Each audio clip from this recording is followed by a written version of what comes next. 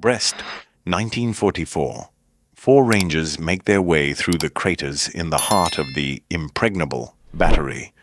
The lieutenant puts a grenade on the commandant's desk, and with one voice stops the fortress and 800 barrels in an instant.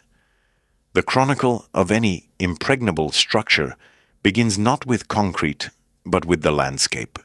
The fortified junction near Brest has grown up where the granite shores of Brittany break the surf, and where every elevation turns into a natural observation post. The position, which the Germans dubbed the name of the raider Graf Spee, occupied commanding heights above the approaches to the harbor. From the shore, it looked like gray prisms scattered over the hills, but hidden under the turf was a machine connected by corridors with a precise function: to detect a target, calculate the range, direct the fire of 4 heavy guns, and survive any storm of steel. The builders started with the topography. The observation points were marked by anchors, landmarks visible both from the sea and from land. The experience of the coastal artillery dictated a simple geometry. If you close the batteries from a direct hit and provide all-round defense, then it will be difficult for a ship, even a strong one, to impose a duel on them. Therefore, the casemates were demolished so that one explosion would not hit everything at once. Between them were underground galleries and cable ducts, where in dry niches lay the switchboards of the telephone network connecting the guns, the fire control post, and the rear warehouses. A disguise was put on top. Grass and shrubs were planted on the slopes. To the uninitiated, it was all part of the rural landscape. The heart of the node was the observation and command bunker. Its walls could hold close bursts of heavy bombs. The ceiling was supported by massive ribs covered with an earthen filling. It contained a rangefinder, a stereo observer tube, a table for calculating corrections, and next to it were speaking tubes and telephones, on which the attendants left wax nail marks when the air buzzed from the raid. Periscopes and ventilation risers with dust filters extended into the sky through armored columns. Sometimes it was called the brain of the battery, although more precisely the decision distribution node. The data from the observers flowed here, and the commands for the guns went from here. The gun emplacements were arranged as fortified houses for giant machines. Behind the armored blinds were hidden barrels of a caliber capable of striking far beyond the horizon for the human eye. The rollers of the cradles walked along lubricated guides. The hydraulic rollers swallowed the pulse of the shot, and the crews in black overalls lifted long, copper-sheathed shells from the side cellars. Separate shafts, lifts, and turntables were made for them so as not to keep ammunition next to the barrel for longer than necessary. Each casemate was decorated with palm, thick armored doors, and above them were rough cast numbers by which the gunners recognized their own number. The outer contour of the defense looked heavy but thoughtful. There were minefields in front of the parapets, and passageways between them that few people knew. Wooden pegs with a painted head were removed on the eve of the raids so as not to give out the scheme, and then put back. Along the likely approaches, there were machine gun emplacements with fire overlapping at an angle, where an infantryman who decided to slip through inevitably ended up at an intersection. Even further away, on the reverse slopes, trenches and shelters for reserves were hidden, not heroic last lines, but a viscous defensive mass capable of absorbing a blow. Each bunker was a living space, albeit a harsh one. Inside, there are narrow bunks, hooks for gas masks, signs with standards, how many liters of water per person, how often to change filters, where to put a bucket of sand in case of fire. Fans blew the air through, the smell of salty dampness mixed with grease and sour sweat from wet overcoats. Guard shifts were chalked on the walls, and a portrait of the High Command and a list of phone numbers hung above the desk on duty. Guns, concrete, and discipline were the three ingredients used to make invulnerability. The secret of node survivability lay in the distribution of functions. Even if one telephone cable was severed, there were bypass lines. If the rangefinder at the brain was disabled by a fragmentation wave, there were spare observation points on the flanks, from where it was possible to give less accurate but still working installations. The technical philosophy was built around redundancy. The node was not a monolith that could be split with a single blow. It was a network with a reserve of paths. The terrain itself played along with the defenders. Steep slopes, hollow from tunnels, ate up the energy of the explosions. The loose layer of turf on the roofs worked like a downshift. It caught the fragments, preventing them from ricocheting inside. Aerial bombs often plowed the ground, raised clouds of earth, but rarely broke through a complete package of ceilings without hitting a vulnerable point.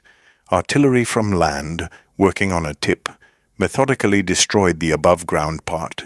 However, it solved the problem not in hours, but in weeks, and every day brought only local improvements: downed camouflage, open ventilation, a stalled unit. Logistics was treated with pedantic coldness. Tractor garages were hidden in hollows to make them look like haylofts from afar. The fuel barrels were buried so that the lids barely protruded, and crushed stone and coal dust were sprinkled around, hiding the traces.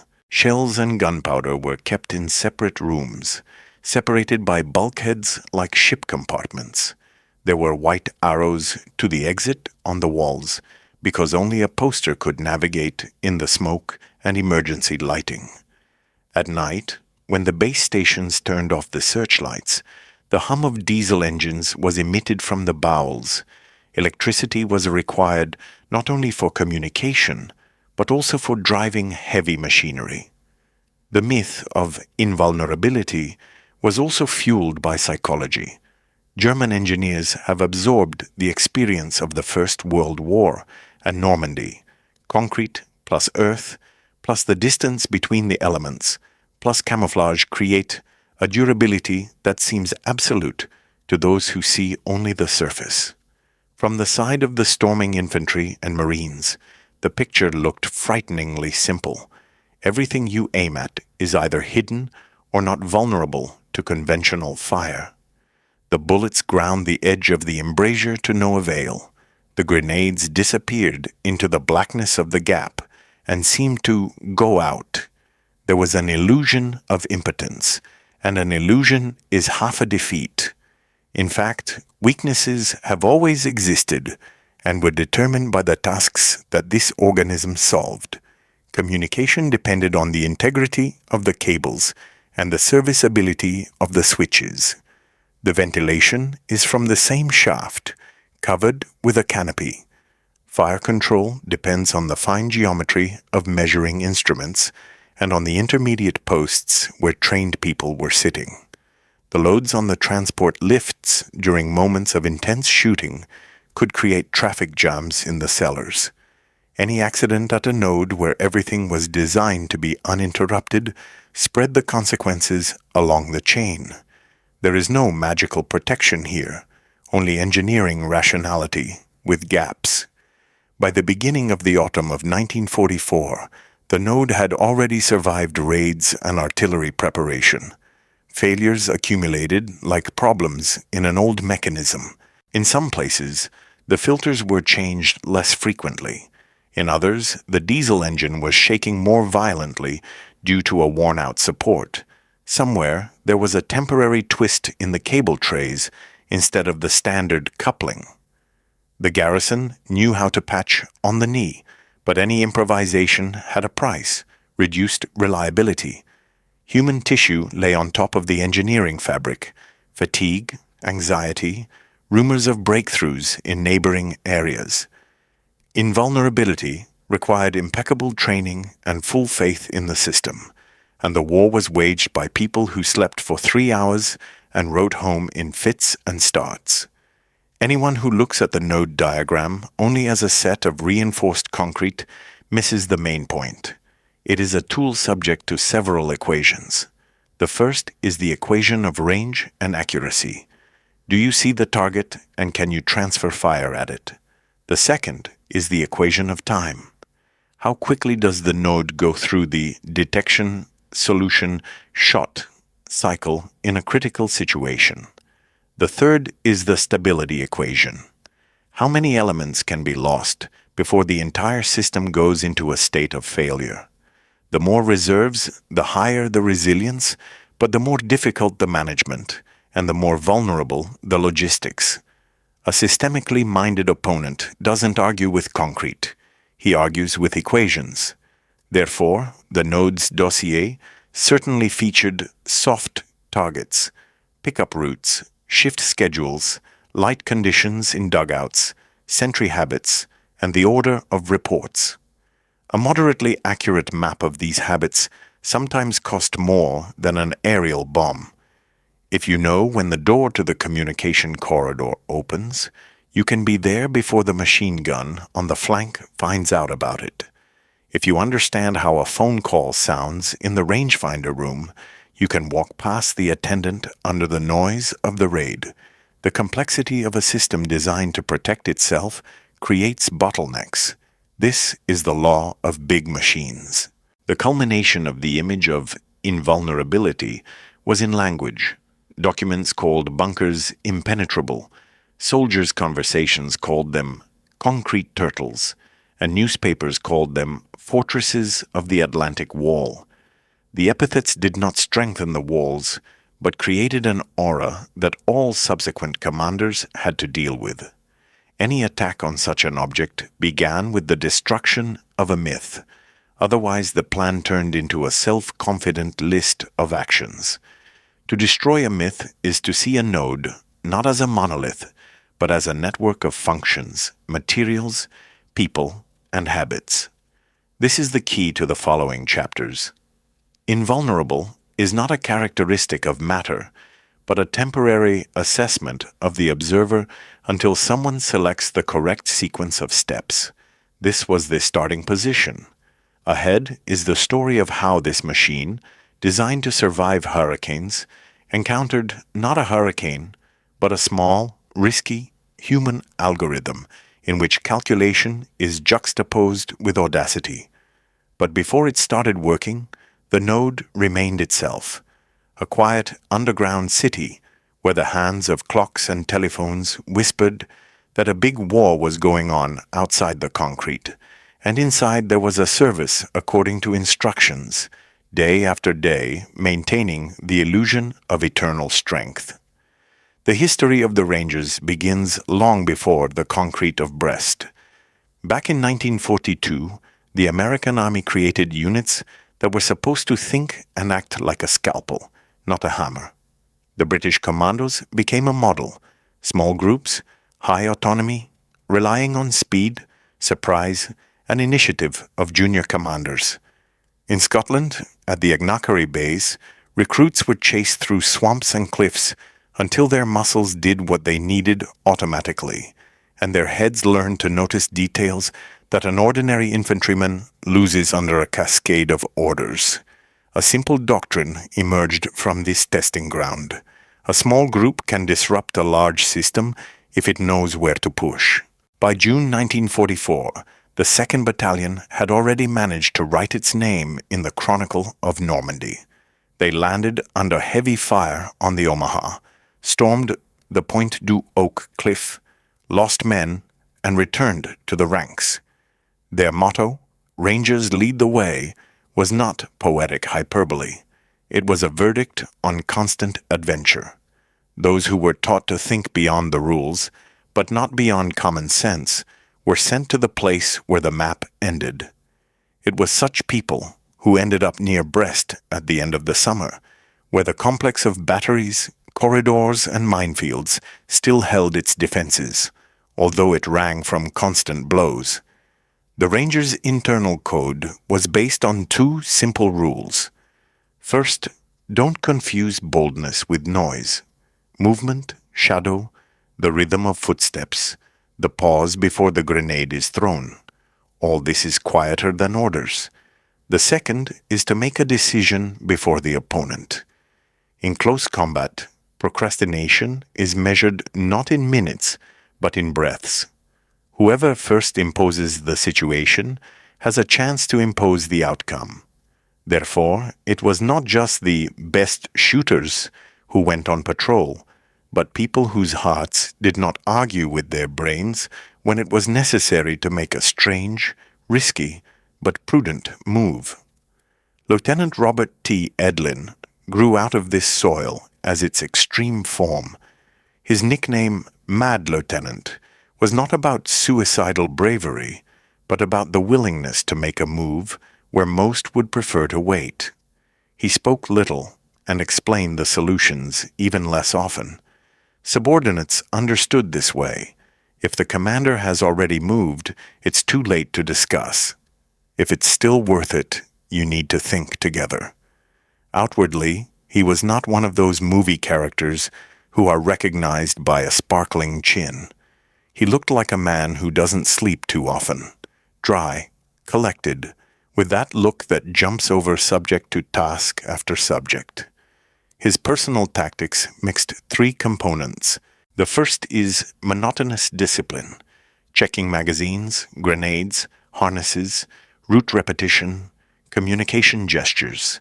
The second is the ability to listen to the terrain, how wet grass rustles, how a minefield breathes in the wind, how an echo lies in a concrete well. The third is bluffing as a weapon, not theatrical bravado, but a pointed lie at the right moment, when the opponent does not have enough facts and too much fear. This is not recorded in the staff forms, but in real combat it works no worse than an additional squad. The patrol with which Edlin approached the battery was not chosen by chance. Sergeant W. Courtney is tough, rough, looking, with a rare ability to see a path where the ground appears to be a continuous carpet of traps. Two more are silent artisans of combat, people for whom sight, wire, and wire cutters are the same language as their native speech. The weapons are without exotics: a carbine, a submachine gun, a pair of M1 or Thompson carbines from the neighbors, a bunch of grenades on a belt, scissors for wire, chalk pieces for marks, a tourniquet, and morphine on the pockets. The load was counted to the ounce, everything superfluous at home, everything necessary on the body. Despite the cult of courage, the Rangers were not about throwing, but about the method. Before the breakthrough, there were hours of boring work, watching through the cracks, checking the distances to bushes and stones, drawing fire along the tracks at night, fixing the shift of sentries. They knew that any strengthening was a routine according to a schedule, a kettle, a smoke break, writing in a journal, turning off the lights on command. And if you find a coincidence of two habits, for example, when the supervisor takes the duty book to the next compartment and the communications post turns away to the phone, a window appears through which even four people will slip. The nickname Mad grew out of the way Edlin used such windows.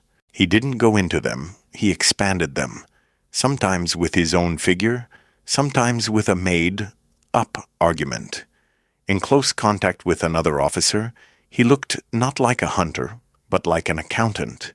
Everything was cold, everything was on point, time was flowing in his direction, and when, in one of the corridors of Brest, his hand rested on the ring of a grenade, but his finger did not waver, it was not madness, but a continuation of the line, to impose on the enemy a version of reality in which the only logical course is to capitulate. Such a game cannot be learned by the manual, but you can prepare the conditions for good luck. The battalion knew how to walk through minefields, focusing not on signs, but on the texture of craters after recent shelling. Where the ground is fresh and loose, the probability of surviving mines is lower. They were able to read German wiring, cables on shelves, telecommuters, the usual routes of signalmen. They knew how to get out from under fire, not running, but half sideways, so that the angle of sight worked for you. And most importantly, they knew how to stop before the last turn, so that the 3 or 4 of them could repeat the scenario once again, where everyone's mistake immediately becomes common. Within the unit, the commander's madness was perceived as an enhanced version of the general risk culture. No one wanted to die for the sake of a beautiful phrase in the report, but everyone recognized that there are times when only a personal decision by a junior officer or sergeant keeps an event from sliding into a dead end. These moments cannot be pre-sanctioned from above. They are recognized on the spot.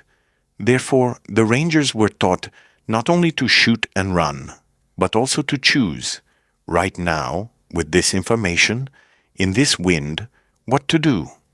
The secret of their craft is that experience multiplies faster than fear. The human layer is important for another reason. By the end of the summer, the fighters were exhausted and stubborn. There are letters from home in my pockets, calluses from dampness on my feet, and fatigue in my eyes, which usually makes people softer. Here she made them harder. They knew the value of silence, and they knew the value of a joke. They knew how to say just as much as they needed to relieve unnecessary tension before starting. Everyone had a little personal omen.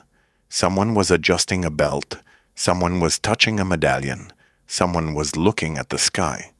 Funny from the outside, but useful inside, the ritual gathers attention into a narrow beam. When they talk about Edlin's audacity, they like to grab the final shot. However, the true strength of the episode lies in the sequence, where each step was conservative and the overall result was bold. It's conservative to walk unnoticed along the edge of a minefield. Taking an officer from a nearby pillbox in the dark is conservative. It's conservative to reach the communications hub while the attention is stretched by a raid and artillery jamming.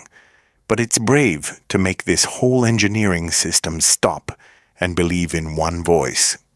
At this point, the mad lieutenant became what he was remembered for, not a stone that broke the glass, but a tuning fork that made the glass shake at the right frequency.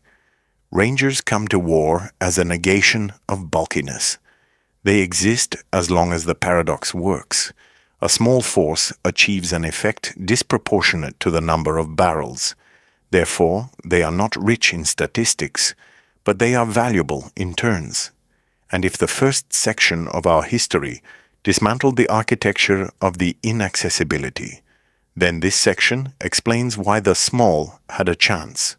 Then there are the mechanics of rapprochement, a path through funnels, an alien corridor, doors that open in one direction, and the moment when the engineering fortress hears for the first time not the sound of concrete, but a human voice that will have to be trusted. Night fights with sound differently than day. During the day, the bombing is a performance with pillars of fire. At night, it's mathematics that leaves a rhythm of craters in the ground.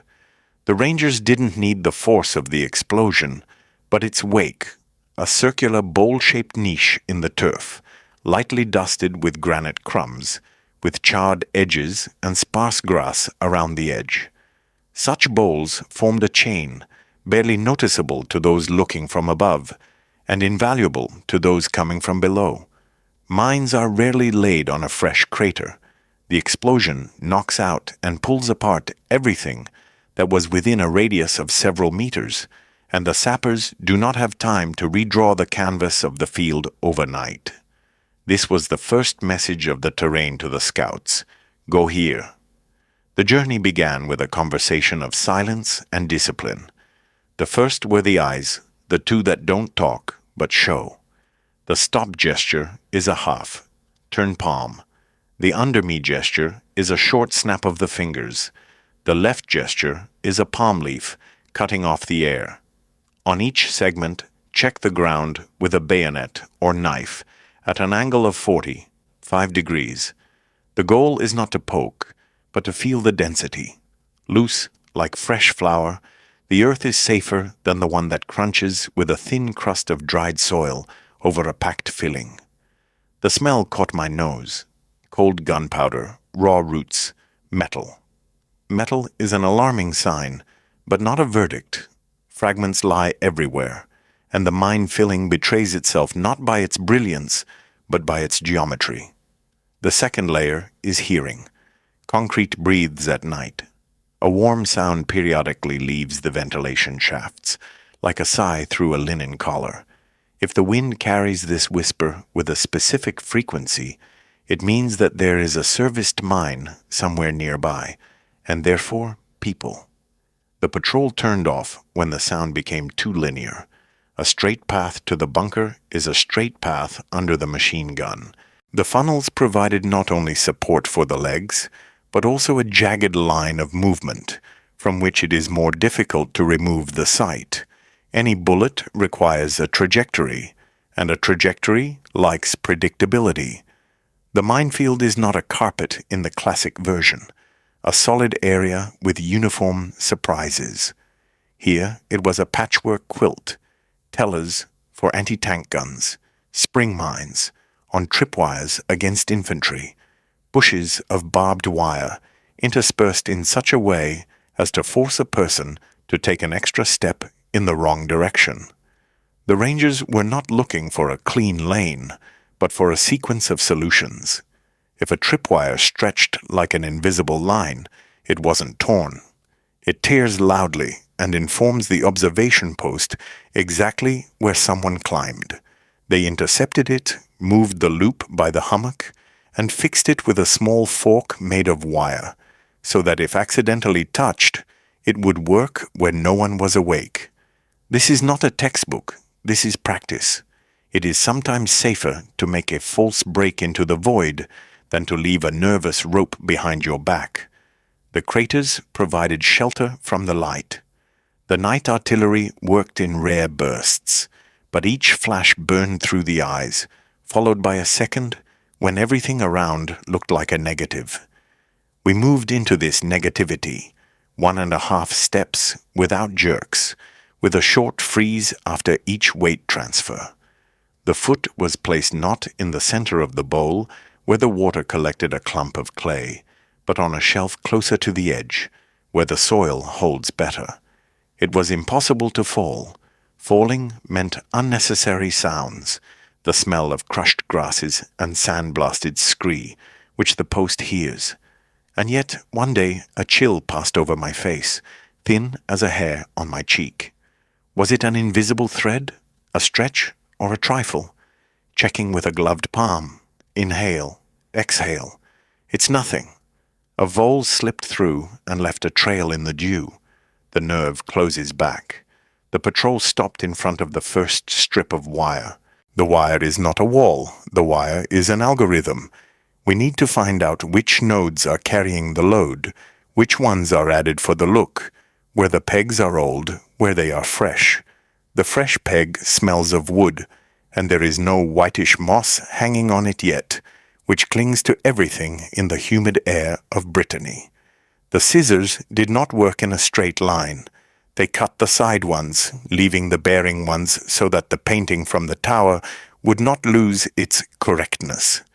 An extra meter to the side, and the wire begins to sing from the wind differently than in the morning, and a person with good ears will notice this.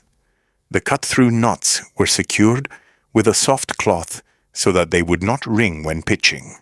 Next is the milestone, which in the daily report will be called the dot at the edge of the field. In fact, it was a low lump, almost merging with the ground, with a gap that looked like a grin. A standard point for a pair of observers and one light machine gun. It was an old trick, not storming, but taking it out. One of the Rangers tapped on the concrete, not with his hand, but with a pebble. This way the sound is juicier and clearer. Pause. The second one knocked on the other side with a short 2, 1 rhythm. The third raised a shadow near the crack, twitching like a man who is afraid. A silhouette moved inside, habitually checking the overlap of the sector. It was at this moment that the light of a pocket flashlight, flat as a tablecloth, fell on the edge of the embrasure, not into the eyes, but above, into the dust, so that the melting haze would be blown inside and whiten the picture. The slot coughed up a burst at random. Pause. There was only a ragged outline on the outside and deafened ears on the inside. The door clicked shut. Next came the knife and a short command in German, learned not for grammar, but for intonation. Within a minute, the patrol had a guide, even if he didn't want to. Now the trail has changed its quality. Instead of guessing, the counting began. Once every 15 steps, there is a chalk mark on the inside of the stone, where the neighboring path will not see. Every 3 turns, there is a tiny strip of cloth on the lower branch of a shrub, removed after 5 minutes so as not to leave anything alien behind. The spasmodic economy of traces is also a weapon. At the same time, a living plan was spinning in my head. If we were cut off from the front, we would retreat through the third funnel. If we were pinned down from the bunker, we would freeze in a blind corner between 2 bowls and let those who were looking with their eyes, not their ears, get through. Near the communication line, the map coincided with the anatomy. There was a characteristic layer in the ground, denser, smoother, as if the earth lay on a board. There was a cable tray underneath it. The cable is a nerve. The nerve needs splints and dryness. There were cast iron covers here and there, which had once been used by installers. One cannot be lifted. The click of metal can be heard further than a human voice. But by the location of the covers, you can understand the geometry of the stroke. The geometry led to the command node. Even if from above, it seems that all the paths are the same. Sometimes a trail through craters requires not only legs, but also time. The patrol crawled over one of the sites for 40 minutes, although it was 20 meters from the visible target. The reason is the mine mutter, an area where fresh craters are piled on top of old craters, and the soil retains the springy memory of the explosion. You can't put your body in such a ground rigidly. It remembers and gives off sound. They moved on their elbows and knees, exhaling into the ground, as if trying to persuade it to hold on a little longer. At such moments, you adjust to the microcosm. You hear a beetle running through the grass, a relay clicking in the tunnel in the distance, and the cold smell of concrete coming from below. At the very entrance to the system, the passage is narrowed like the neck of a bottle. Here, on the contrary, there were fewer mines. The garrison wants to walk fast. But this is not a relief, but a trap. In the last few meters, psychological mines are more dangerous. The desire to accelerate, stand up to your full height and inhale. The command low sounds like an order to the very heart. 1 more step, 2 more. The shadow of the door that the periphery sees, not the eyes. Palm on the shoulder. Stop. Inside, there is a soft light, like from a cloth on a lamp. There's a voice outside the door, tired, with stretched vowels. And then that very guide comes into play, no longer as a prisoner, but as a key. His larynx knows the correct pitch of the PF in the word, which here means one's own. The trail through the craters ended where the corridor begins. The path through the open has become a closed path. The laws are also changing. Outside, the wind, grass, and the rhythm of artillery decide. Inside, the plastic of voices, the echo of footsteps, and the habit of doors creaking by the second millimeter. But it was the external path that gave the main thing: confidence in consistency. There's nothing magical, just one simple function: to cross through a space that wasn't created for you, and not let the space notice it. Then there will be a bluff, German, a grenade, and a conversation with a man who has shoulder straps on his chest and a solution in his hands. In the meantime, the last crater was left behind, and for the first time, concrete responded to a whisper, not with the wind, but with an alien, human echo. The underground corridor was greeted not by silence, but by the discipline of sounds. The fans were talking in a low hum, a relay clicked somewhere, and then the thin squeak of the field phone continued. The air smelled of diesel, damp concrete, and someone's recently extinguished tobacco. Here, time was measured not in minutes, but in cycles. The rotation of the blades, the call to the post, the step of the attendant on the linoleum. The patrol dissolved into these rhythms, like foreign words in a familiar melody. The main trick now is not to hide, but to match. The guide went first. His hands were high, but his voice was lower than usual. Short, the usual gleich, the correct carelessness on the vowels.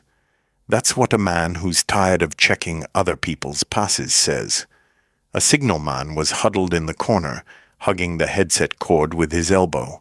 His eyes lingered on the uniform, but not on the faces. The uniform decides. This tiny credit of trust was the crucial resource that is not on the supply lists. The second door gave way after a dry, open, without asking, like every day. The movement was continuous.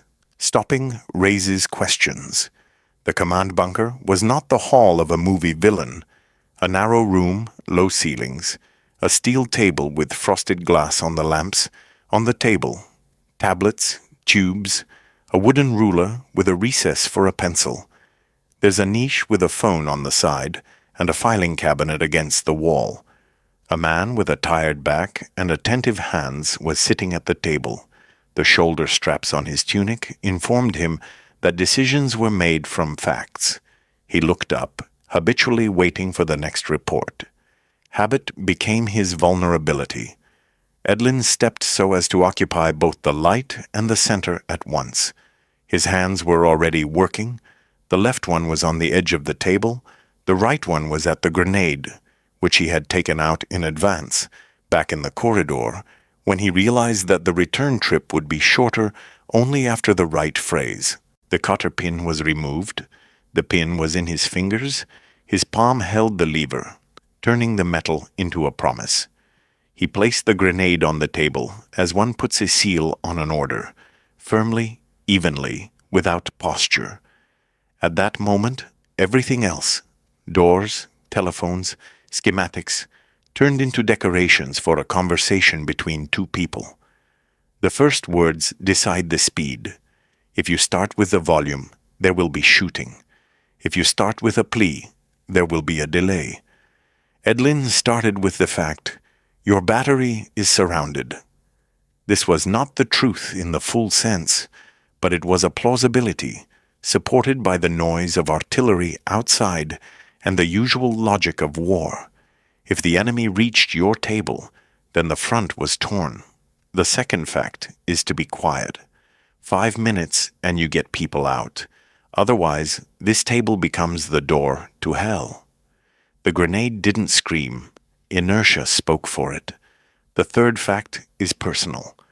Your people will go home alive if you do the right thing right now. By doing this, he stretched the bridge to where the officer is responsible, not only for the positions, but also for the people. At first, the commander chose an official gesture. Eyes on the clock, a glance at the phone, a hand past the grenade. It was a no, expressed by habit.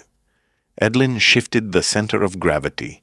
The fingers on the lever relaxed slightly, so that the movement was seen not by the eyes, but by the nerve in the wrist. With his other hand, he pulled the dial telephone towards him, as if he would make the call. In the dungeon, everyone loves the ritual, and breaking the ritual is scary.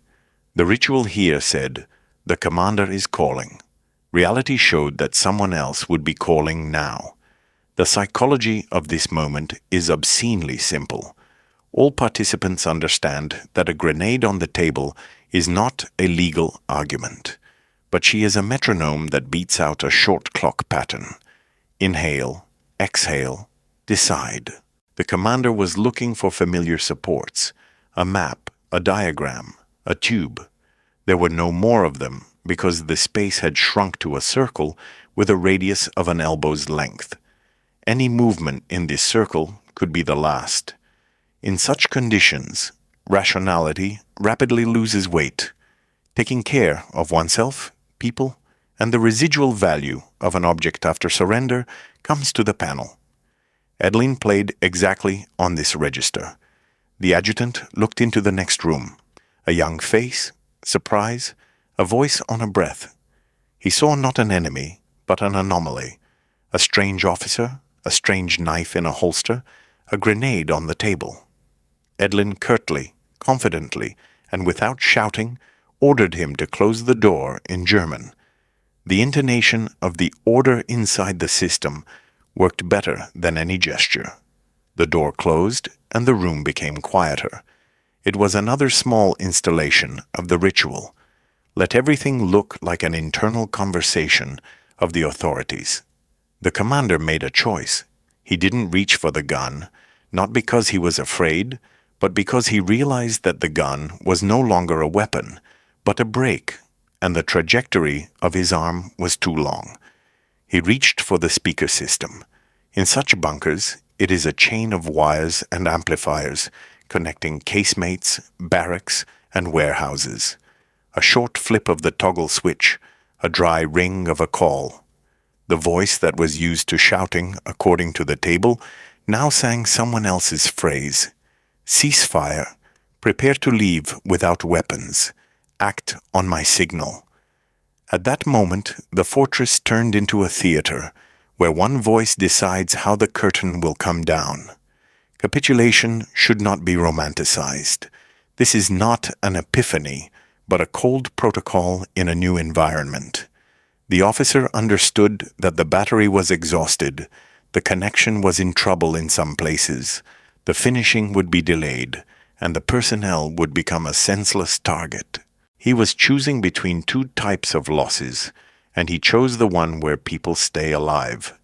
Edlin, keeping his form, confirmed the choice with several checks. First, the silence of the machine guns on the approaches. Then there were consecutive reports from 3 nodes, where the commander called himself, following the ranger's fingers with his eyes. Then there's the clink of chains and the muffled sound of footsteps in the hallway. It means the doors are opening, the bolts are being removed, and people are moving. In bunkers, smells are the best witnesses. When the soldiers start to leave, there is a smell of wet overcoats, leather belts, tobacco, which is finished on the track, and the metal of weapons, which are put down reluctantly with a small screech. This chorus confirms what the documents will call an organized abandonment of positions. Rows began to grow on the parade ground in front of the entrance. The shadows growing out of the tunnels ceased to be a threat and became a burden of responsibility. For Edlin, the moment continued. The grenade was still on the table. The lever was still under his fingers. It would be foolish to relax before the process becomes irreversible. He wasn't alone. Outside, 2 of his men had already taken up positions at the exits. The third controlled the corridor, keeping both the door jamb and the telephone niche in sight. Their job is to prevent an accident from becoming the start of a firefight. In any surrender, there is the risk of a last round hero who doesn't hear orders or doesn't want to hear them. Therefore, the commands were short, the gestures were predetermined, and the goals were clear. Excessive dramatization kills more than it saves. Here, a matter-of-fact tone was required. Went out, put it down, walked away. Edlin waited for the flow of people to become steady. He tilted the grenade slightly so that the commander could see that the lever was going out from under his finger. He nodded, not as a prisoner, but as someone who is responsible for completing the operation without incident. In this micro-movement, there is that invisible fabric of war that rarely gets into texts. Mutual recognition of the role. One keeps the threat at bay, the other ensures that the order is obeyed. Both need a short, honest cooperation so that no one dies in vain. Then the accounting of the war began. Lists, recalculations, weapon control, marks on the amount of ammunition in the cellars. The guns, silent giants, stood in the casemates like furniture after moving in. The tip, the rangefinder, the tablets, all these were no longer tools, but evidence. Acceptance certificate, confirmation of confiscation, control marks on the doors. The Rangers worked not as destroyers, but as cleaners of a complex system, transferring it from the battle mode to the object mode. They like to repeat in stories that everything was solved in 15 minutes. In reality, time flows differently here. The decision was born quickly, but it was consolidated gradually, from the first sentence to the long queue of people folding carbines, from the flip of the toggle switch to the bolts being removed.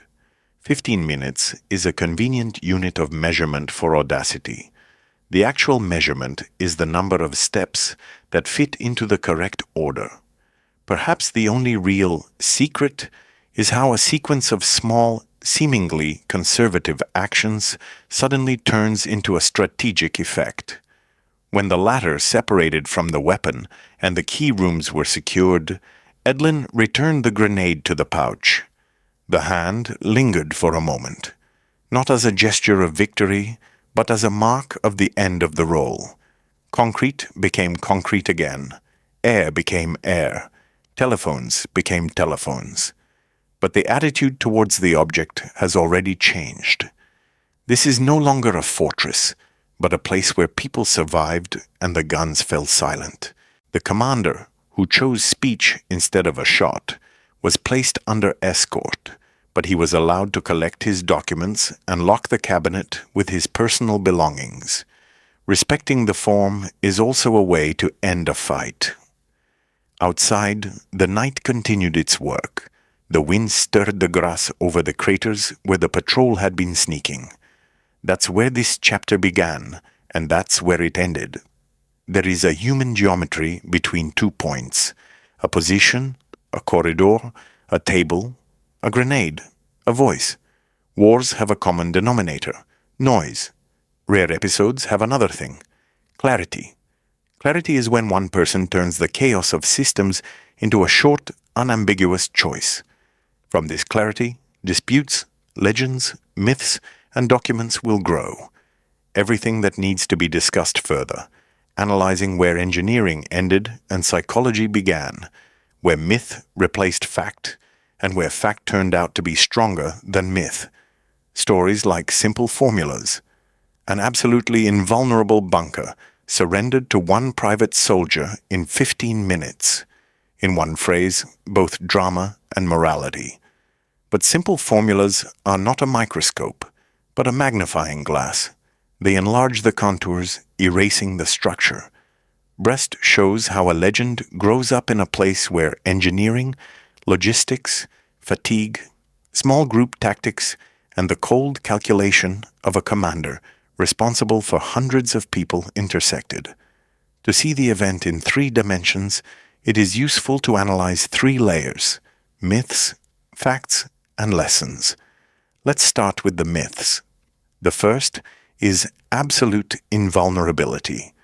Concrete, the thickness of the floors, the spaced casemates, duplicated communications, and ventilation created vitality, but not immortality. Engineering redundancy increases the threshold of failure, while simultaneously generating dependence on multiple parts. A thin intermediary cable turns into an artery, a filter into a lung, and a shift schedule into a heart rhythm. The system holds up as long as a lot of small ordinaries remain ordinary. The diesel starts up with the first jerk. The filters are changed on time. The spare lines are not flooded with water. The sentry does not cut corners of the route. If 2 or 3 ordinarily fail, invulnerability moves into the realm of self-deception. The second myth is one private soldier. This formula deprives the episode of its real dignity. The success of the sortie is not a solo aria, but a quartet against the background of the long score of the entire operation. Before the conversation, the table had hours of surveillance, quiet opening of passages, removal of the officer from the pillbox, corridor control, exit insurance. All around there are artillery, aviation, infantry, sappers, dozens of uninteresting tasks, whose monotony does not get into the plots but creates opportunities that then look like a miracle. By depriving the episode of context, the myth makes it a fairy tale about a unique hero, while the strength of the story lies in the stubborn coherence of small actions. The third myth is 15 minutes. Time is a convenient spice, which is generously sprinkled with legends. The real process takes the form of a quick decision, long consolidation. The impulse is born instantly, but turns into a result only through a sequence of checks, reports, and physical exit of people from the tunnels. 15 minutes is a metaphorical figure, and if you leave it in the title, you should honestly explain in the text. This is the rhythm of the final scene, not the stopwatch of the operation. Now to the facts. The battery was not in a vacuum, but in a tired but still clawing fortress. The position survived raids and shelling. The personnel worked hard. Partial damage to the infrastructure was compensated by improvisation. A small patrol passed through the craters, not by chance, but by professional reading of the area.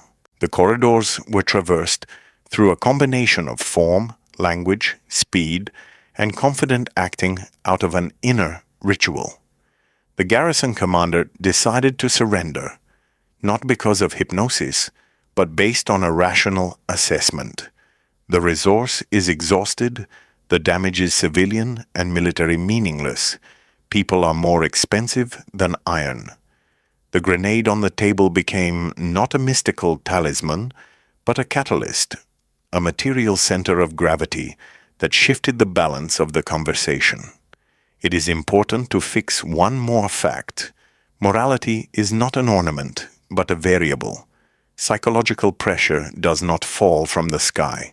It is created by the sum of external fire, internal failures, rumors about neighboring areas, intonations of superiors, intelligibility or confusion of orders.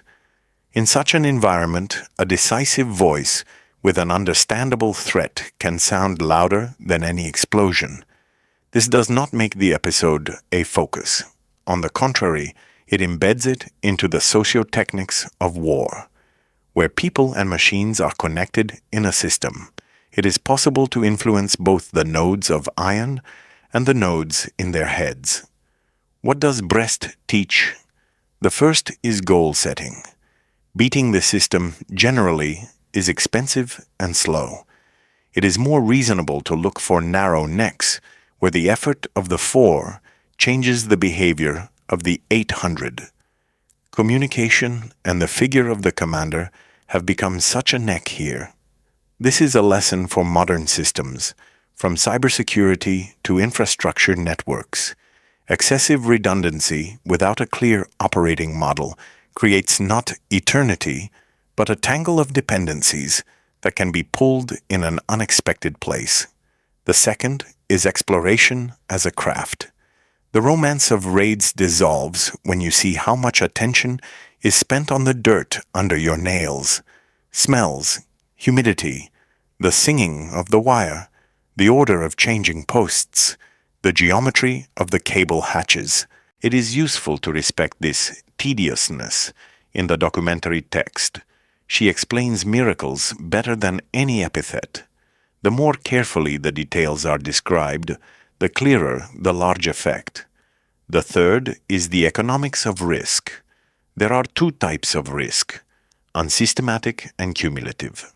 Haphazard is a coin toss. Cumulative is a ladder of small, safe steps leading to a large bet that no longer looks desperate. Edlin and his men played exactly like that. Each step was reasonable. The sum was bold. For a commander of any level, this is the antidote to romantic stupidity. Courage is not about but about calculating in a short period of time. The fourth is the ethics of the decision. Capitulation in the moral field is often colored as weakness. Brest shows a different angle. To abandon senseless slaughter is not a weakness, but a form of responsibility. A historian who writes about such episodes is obliged to keep both perspectives: the bravery of those who walked through minefields and the dignity of someone who chose people's lives instead of mental stubbornness. In wars where technology is on the rise, the human value of a solution is reproduced worse than a photo of the destruction, the more necessary it is to keep it in the text. The fifth is the hygiene of sources. Legends live longer than documents because they are easier to tell. But a good documentary filmmaker does the opposite. He puts layers under the legend: reports, maps, diagrams, diaries, post-war reviews, museum restorations of objects. It's useful to note where we have the exact numbers, where the expert estimates are, and where the retelling is. The thought 15 minutes as a metaphor should be pronounced. The titles one private should be corrected. Invulnerability should be transferred from absolute to probabilistic stability. The sixth is the scaling of meaning. The Brest episode is not only about the Second World War. This is a case study of how a small intellectual effort put into the right seam of a system changes the trajectory of a process that seemed stationary. In production, this is rapid intervention in a bottleneck of the chain. In crisis management, it is the right message, told to the right person in the right room. In digital networks, it is careful work with trusting relationships between nodes. True audacity is the ability to recognize structure and intervene with minimal force and maximum clarity. The seventh is language. Rhetoric affects behavior no less than explosives. The intonation of the order within the system, with which Edlin closed the door through the adjutant, is not a trick, but an accurate work with the context. In any complex organization, there are language keys, formulas that open or close actions. Understanding these keys is part of professionalism, and it's useful to speak them out in the story rather than leaving them behind the scenes of "he somehow convinced," and also about the silence. It is tempting to round off such chapters with a generous set of music, ersatz epic, where a grenade, words, and surrender sound like a liturgy. But Brest teaches a different kind of music, a quiet sequence, where everything is decided quickly and closely. There is no place for an orchestra. There is a place for restraint, simple words, and clean gestures. It is from such ingredients that scenes grow, which are then chewed up by the mass imagination for decades, hiding the most interesting mechanics behind labels. Let's sum up the threads. Myths give us the bone of the plot. Facts give us meat. Lessons give us blood that drives meaning. Brest is not a parable about a miracle, but a textbook about systems in which man remains the strangest and most powerful element. Where concrete and steel promise eternity, one clear conversation is enough to turn this eternity into a door. Where a legend requires one hero, there are many hands and many eyes. Where it is convenient to believe in 15 minutes, reality writes in the margins. Quick decision, long consolidation. When writing a documentary article, it is worth remembering exactly this, and showing the reader not only the brilliance of the title, but also the work of the gears behind it. Then the story will be not just spectacular, but useful. It can be applied to new wars, new crises, new fortresses, from concrete to digital. And again, look for the only table on which it is enough to put a small object so that the big mechanism stops.